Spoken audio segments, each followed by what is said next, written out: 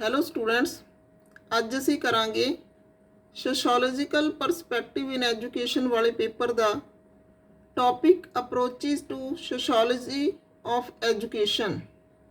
ਇਹਦੀਆਂ ਅਪਰੋਚਿਸ ਦੇ ਵਿੱਚ ਸਾਡਾ ਪਹਿਲਾ ਜਿਹੜਾ ਵੀਡੀਓ ਆ ਉਹ ਹੈਗਾ ਸਟਰਕਚਰਲ ਫੰਕਸ਼ਨਲਿਜ਼ਮ ਦੇ ਉੱਤੇ। ਪੰਜਾਬੀ ਤੇ ਇੰਗਲਿਸ਼ ਮੀਡੀਅਮ ਵਾਲੇ ਬੱਚੇ ਨੇ ਜਿਹੜੇ ਉਹ ਇਸ ਦਾ ਫਾਇਦਾ ਉਠਾ ਸਕਦੇ ਨੇ। ਪਹਿਲਾਂ ਅਸੀਂ ਦੇਖਦੇ ਹਾਂ ਸਟਰਕਚਰਲ ਫੰਕਸ਼ਨਲਿਜ਼ਮ ਹੁੰਦਾ ਕੀ ਆ। ਇਸ ਅਪਰੋਚ ਦੇ ਮੁਤਾਬਿਕ ਸੁਸਾਇਟੀ ਹੈ ਜਿਹੜੀ ਇਸ ਦੇ ਵਿੱਚ ਕਿਸ ਤਰ੍ਹਾਂ ਦਾ ਤਾਣਾ ਬਾਣਾ ਬਣਿਆ ਹੋਇਆ, ਇਸ ਤਰ੍ਹਾਂ ਦੀ ਗੁੰਝਲਦਾਰ ਜਿਹੜੀ ਆ ਇੱਕ ਬਣਤਰ ਬਣੀ ਹੋਈ ਆ ਜਿਹਦੇ ਵਿੱਚ ਸਾਰੇ ਅਲੱਗ-ਅਲੱਗ ਕੰਮ ਵੀ ਕਰਦੇ ਨੇ ਤੇ ਇੱਕ ਦੂਜੇ ਨਾਲ ਮਿਲ ਕੇ ਕੰਮ ਵੀ ਕਰਦੇ ਨੇ। ਤਾਂ ਇਹਦਾ ਮੀਨਿੰਗ ਅਸੀਂ ਸਮਝਦੇ ਹਾਂ structural functionalism is a framework for the building theory that sees society as a complex system whose parts work together to promote solidity and stability। ਜਿਹੜੀ ਸੰਰਚਨਾਤਮਕ ਫੰਕਸ਼ਨਲਿਜ਼ਮ ਆ ਇਹ ਇੱਕ ਇਸ ਤਰ੍ਹਾਂ ਦੇ ਫਰੇਮਵਰਕ ਨੂੰ ਬਣਾਉਂਦੀ ਆ। ਇਹ ਥਿਊਰੀ ਇਸ ਤਰ੍ਹਾਂ ਦੇ ਫਰੇਮਵਰਕ ਤੋਂ ਬਣਦੀ ਆ ਜਿਹੜਾ ਦੇਖਦਾ ਹੈ ਕਿ ਸੁਸਾਇਟੀ ਜਿਹੜੀ ਆ ਉਹ ਬਹੁਤ ਗੁੰਝਲਦਾਰ ਆ, ਜਿਹਦੇ ਅਲੱਗ ਜਿਹੜੇ ਪਾਰਟਸ ਨੇ ਉਹ ਇਕੱਠੇ ਕੰਮ ਕਰਦੇ ਨੇ ਤੇ ਸਥਿਰਤਾ ਲੈ ਕੇ ਆਉਂਦੇ ਨੇ। The approach looks at society through a micro level orientation। ਇਸ ਅਪਰੋਚ ਨੂੰ ਅਸੀਂ ਮਾਈਕਰੋ ਲੈਵਲ ਦੀ ਅਪਰੋਚ ਵੀ ਕਹਿ ਸਕਦੇ ਹਾਂ। ਮਾਈਕਰੋ ਮੀਨਸ ਬਹੁਤ ਜ਼ਿਆਦਾ ਬਰੀਕੀ ਦੇ ਵਿੱਚ। which is a broad focus on the social structure that shapes society as a whole and believes that society has evolved like organisms। ਇਸ ਤਰ੍ਹਾਂ ਦੀ ਅਪਰੋਚ ਮਾਈਕਰੋ ਲੈਵਲ ਦੀ ਜਿਹਦਾ ਜ਼ਿਆਦਾ ਜਿਹੜਾ ਫੋਕਸ ਆ ਸੋਸ਼ਲ ਸਟਰਕਚਰ ਤੇ ਆ, ਇਸ ਦੀ ਸ਼ੇਪ ਤੇ ਆ, ਸਾਰੇ ਨੂੰ ਇੱਕ ਤਰ੍ਹਾਂ ਨਾਲ ਦੇਖਦੇ ਨੇ। ਇਹ ਸਾਰੀ ਸੁਸਾਇਟੀ ਨੂੰ ਇੱਕ ਤਰ੍ਹਾਂ ਨਾਲ ਦੇਖਦੇ ਨੇ ਤੇ ਵਿਸ਼ਵਾਸ ਕਰਦੇ ਨੇ ਕਿ ਸੁਸਾਇਟੀ ਦੇ ਵਿੱਚ ਰਹਿਣ ਵਾਲੇ ਜਿਹੜੇ ਭਿੰਨ ਲੋਕ ਨੇ ਉਹ ਅਲੱਗ-ਅਲੱਗ ਭੂਮਿਕਾਵਾਂ ਅਦਾ ਕਰਦੇ ਨੇ। This approach looks at both social structure and social functions. ਇਹ ਨਾਲੇ ਤਾਂ ਸੋਸ਼ਲ ਸਟਰਕਚਰ ਦੇ ਉੱਤੇ ਗੱਲ ਕਰਦੇ ਨੇ, ਨਾਲੇ ਸੋਸ਼ਲ ਫੰਕਸ਼ਨਸ ਦੀ ਗੱਲ ਕਰਦੇ ਨੇ। ਫੰਕਸ਼ਨਲਿਜ਼ਮ address society as a whole in terms of functions of its constituent elements, namely norms, custom, traditions and institutions। ਫੰਕਸ਼ਨਲਿਜ਼ਮ ਵਾਲੇ ਕੀ ਕਹਿੰਦੇ ਨੇ ਕਿ ਸੁਸਾਇਟੀ ਹੈ ਜਿਹੜੀ ਉਹ ਸਾਰੇ ਉਹਦੇ ਐਲੀਮੈਂਟਸ ਨੇ ਜਿਹੜੇ ਉਹ ਕੰਮ ਕਰਦੇ ਨੇ, ਜਿਹਦੇ ਵਿੱਚ ਨਿਯਮ ਵੀ ਹੋ ਜਾਂਦੇ ਨੇ, ਸੁਸਾਇਟੀ ਦੇ ਪਰੰਪਰਾਵਾਂ ਵੀ ਹੁੰਦੀਆਂ ਨੇ। ਇਸ ਤੋਂ ਬਾਅਦ ਜਿਹੜੇ ਰੀਤੀ ਰਿਵਾਜ ਤੇ ਜਿਹੜੀਆਂ ਸੰਸਥਾਵਾਂ ਨੇ ਉਹ ਵੀ ਭਾਗ ਲੈਂਦੀਆਂ ਨੇ ਇਹਦੇ ਵਿੱਚ। Functionalist believe that there are four main basic needs that an individual require in order to exist in society। Functionalist ਨੇ ਜਿਹੜੇ ਉਹ ਵਿਸ਼ਵਾਸ ਕਰਦੇ ਨੇ ਕਿ ਚਾਰ ਮੁੱਖ ਲੋੜਾਂ ਹੁੰਦੀਆਂ ਨੇ ਕਿਸੇ ਵੀ ਵਿਅਕਤੀ ਦੀਆਂ ਜਿਹੜੀਆਂ ਉਸ ਨੂੰ ਸੁਸਾਇਟੀ 'ਚ ਐਗਜ਼ਿਸਟ ਕਰਾਉਂਦੀਆਂ ਨੇ ਜਾਂ ਸੁਸਾਇਟੀ 'ਚ ਰਹਿਣ ਦੇ ਕਾਬਲ ਬਣਾਉਂਦੀਆਂ ਨੇ ਜਾਂ ਜਿਨ੍ਹਾਂ ਕਰਕੇ ਉਹ ਸੁਸਾਇਟੀ 'ਚ ਰਹਿੰਦਾ ਏ। They believe that these four basic needs are essential for maintaining social order। ਤਾਂ ਇਹ ਜਿਹੜੀਆਂ 4 ਬੇਸਿਕ ਨੀਡਸ ਨੇ ਸੋਸ਼ਲ ਆਰਡਰ ਨੂੰ ਮੇਨਟੇਨ ਰੱਖਣ ਲਈ ਜ਼ਰੂਰੀ ਨੇ। ਕਿਹੜੀਆਂ ਸੋਸ਼ਲ ਨੀਡਸ ਨੇ? Food, shelter, money and clothing. ਭੋਜਨ, ਘਰ, ਪੈਸਾ ਤੇ ਕੱਪੜਾ। Structural functionalism holds the human societies tend to evolve toward increased differentiation।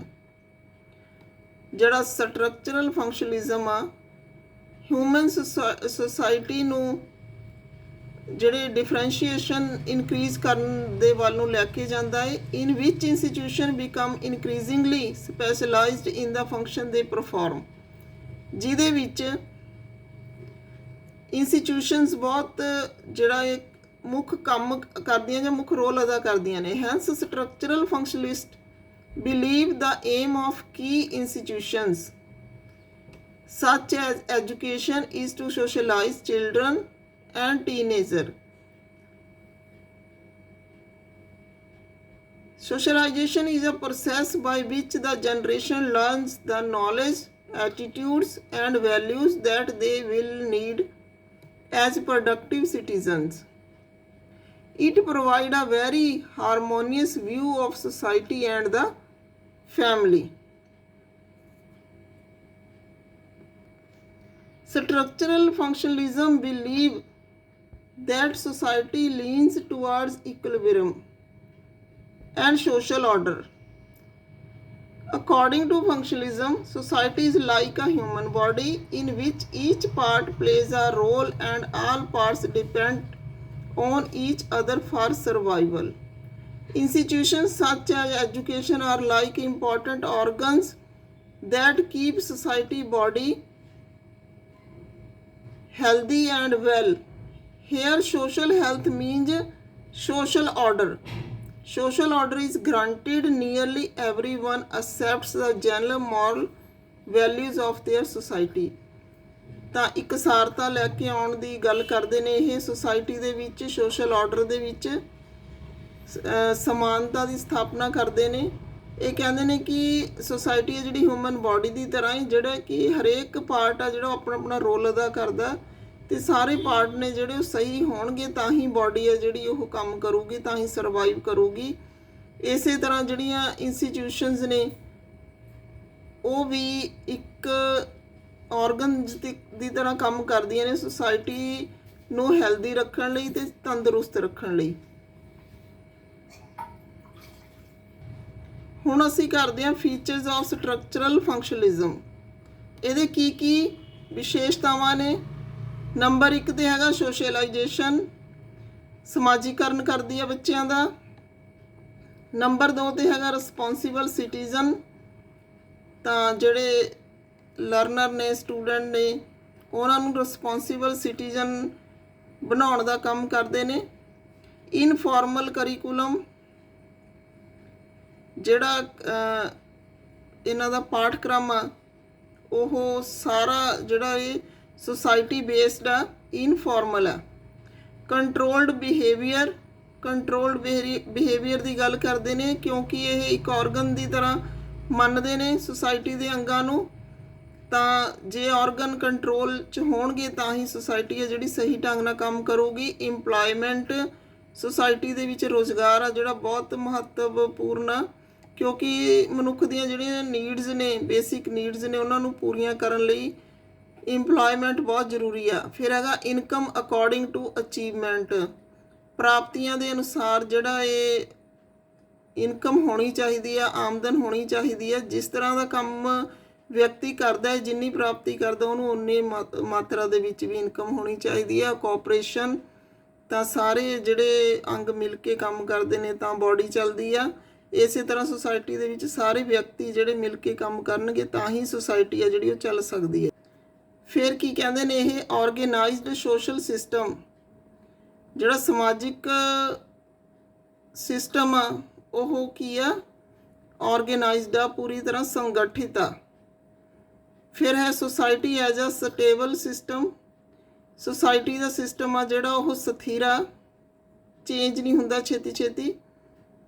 ਫਿਰ ਹੈ contribution to overall society stability, ਸਾਰੀ ਸੋਸਾਇਟੀ ਦੀ ਸਾਰੀ ਜਿਹੜੀ ਸੋਸਾਇਟੀ ਦੀ ਸਾਰੇ ਸਮਾਜ ਦੀ ਜਿਹੜੀ ਸਟੇਬਿਲਿਟੀ ਆ ਉਸ ਦੇ ਵਿੱਚ ਇਹ ਕੰਟਰੀਬਿਊਸ਼ਨ ਪਾਉਂਦੇ ਨੇ। ਸੋਸ਼ਲ ਚੇਂਜ, ਸਮਾਜਿਕ ਜਿਹੜੀ ਚੇਂਜ ਆ ਉਹ ਲੈ ਕੇ ਆਉਣੀ, ਸਮਾਜਿਕ ਬਦਲਾਅ ਲੈ ਕੇ ਆਉਣਾ। Functional perspective of the society, ਤਾਂ ਇਹ ਜਿਹੜਾ ਭਾਗ ਆ ਇਹ ਫੰਕਸ਼ਨਲ ਆ ਸੋਸਾਇਟੀ ਦਾ ਕਿਉਂਕਿ ਕੰਮਾਂ ਕਾਰਾਂ ਦੇ ਉੱਤੇ ਹੀ ਜਿਹੜੀ ਕੰਪਲੈਕਸ ਨੇਚਰ ਆ ਸੋਸਾਇਟੀ ਦੀ ਉਹ ਨਿਰਭਰ ਕਰਦੀ ਆ, ਇੱਕ ਦੂਜੇ 'ਤੇ ਡਿਪੈਂਡ ਕਰਦੇ ਨੇ ਸਾਰੇ। ਫਿਰ ਹੈ ਫੰਕਸ਼ਨਸ ਐਂਡ ਡਿਸਫੰਕਸ਼ਨਸ, ਇਸ ਤੋਂ ਇਲਾਵਾ ਕੁਝ ਕੰਮ ਜ਼ਰੂਰੀ ਕੰਮ ਅਤੇ ਕੁਝ ਗੈਰ ਜ਼ਰੂਰੀ ਕੰਮ ਨੇ ਜਿਹੜੇ ਉਹਨਾਂ ਬਾਰੇ ਵੀ ਦੱਸਿਆ ਗਿਆ ਹੈ। ਫਿਰ ਹੈ ਸਮ ਟੋਟਲ ਆਫ ਹਿਊਮਨ ਰਿਲੇਸ਼ਨਸ਼ਿਪ, ਜਿਹੜੇ ਹਿਊਮਨ ਬੀਇੰਗਸ ਨੇ ਉਹਨਾਂ ਦੇ ਰਿਲੇਸ਼ਨਸ਼ਿਪ ਦਾ ਸਮ ਟੋਟਲ ਦੱਸਿਆ ਗਿਆ ਇਹਦੇ ਵਿੱਚ। ਇਹਦੀ ਇਹ ਵੀ ਵਿਸ਼ੇਸ਼ਤਾ ਹੈ। ਤਾਂ ਵਿਸ਼ੇਸ਼ਤਾਵਾਂ ਕਰਨ ਤੋਂ ਬਾਅਦ ਅਸੀਂ ਇਹਦੀ ਇਵੈਲੂਏਸ਼ਨ ਕਰਦੇ ਹਾਂ। Structural functionalism fails to recognize the number of divergent interest, ideologies and conflicting interest groups in society। ਤਾਂ ਇਹ ਜਿਹੜੀ ਅਪਰੋਚ ਆ ਇਹ ਭਿੰਨ ਤਰ੍ਹਾਂ ਦੇ ਜਿਹੜੇ ਇੰਟਰਸਟ ਨੇ ਲੋਕਾਂ ਦੇ ਜਾਂ ਵਿਸ਼ਵਾਸ ਨੇ ਜਾਂ ਮਤਭੇਦ ਨੇ ਦੋ ਗਰੁੱਪਾਂ ਦੇ ਵਿਚਕਾਰ ਜਾਂ ਇੰਟਰਸਟ ਦੇ ਵਿਚਕਾਰ ਉਹਨਾਂ ਨੂੰ ਇਗਨੋਰ ਕਰਦੀ ਆ, ਉਹਨਾਂ ਨੂੰ ਜਿਹੜਾ ਪਹਿਚਾਨਣ ਵਿੱਚ ਫੇਲ ਹੁੰਦੀ ਹੈ। ਫਿਰ it does not deal with the content of the educational process. Education ਦੇ ਵਿੱਚ ਇਹ ਕੰਟੈਂਟ ਨੂੰ ਡੀਲ ਨਹੀਂ ਕਰਦੀ, ਕੰਟੈਂਟ ਨੂੰ ਅੱਖਾਂ ਓਲੇ ਕਰਦੀ ਆ, ਜਾਂ ਇਹ ਕਹਿ ਦਈਏ ਕਿ ਜੋ ਵੀ ਸਬਜੈਕਟ ਮੈਟਰ ਪੜ੍ਹਾਇਆ ਜਾਣਾ ਚਾਹੀਦਾ ਸਕੂਲਾਂ ਦੇ ਵਿੱਚ ਉਹਨੂੰ ਅੱਖਾਂ ਓਲੇ ਕਰਦੀ ਆ। It is difficult to analyse individual interactions.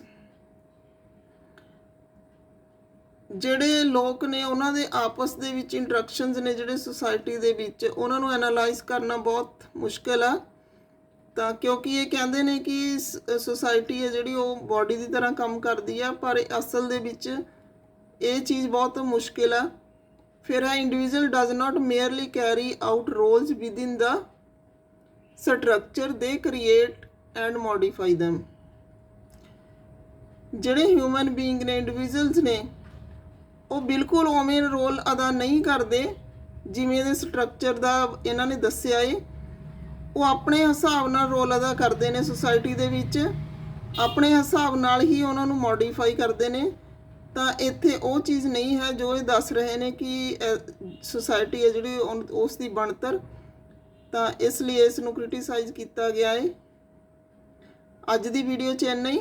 ਅੱਜ ਅਸੀਂ ਅਪਰੋਚ ਕੀਤੀ ਹੈ ਸਟਰਕਚਰਲ ਫੰਕਸ਼ਨਲਿਜ਼ਮ। ਅਗਲੀ ਅਪਰੋਚ ਲੈ ਕੇ ਆਵਾਂਗੇ ਫਿਰ ਨੈਕਸਟ ਵੀਡੀਓ ਦੇ ਵਿੱਚ। Okay, thanks.